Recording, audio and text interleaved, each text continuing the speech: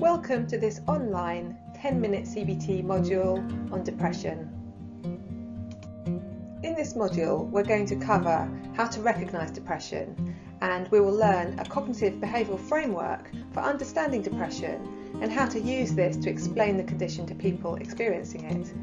We'll review the most important communication strategies for building rapport and facilitating change in depressed people, and we'll also cover some key CBT strategies for overcoming depression, including behavioural activation. My name is Dr. Lee David and I'm Director of 10-Minute CBT.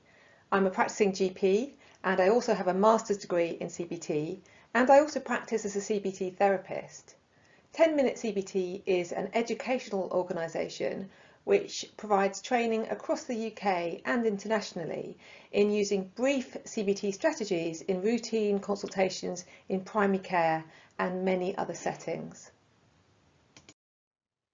I developed this module because I see a lot of patients with low mood and depression in my GP practice, and I've noticed what an incredible difference it can make as to how we as professionals approach people experiencing symptoms of depression. And there are some really simple but effective strategies that can help people overcome depression, which really don't have to take a lot of time and in fact may even save time in the long run, and certainly help make consultations more effective and efficient.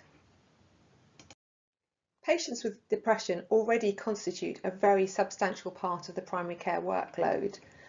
Untreated depression has a major effect on patient outcomes, affecting both physical and mental well-being and even mortality rates. So it's very important to make sure that we are using our time effectively and offering validated and evidence-based treatment.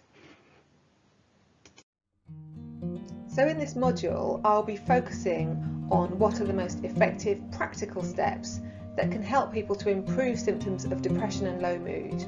And I hope that by the end of this training, you'll have some concrete ideas and practical strategies to try out straight away in your clinical practice.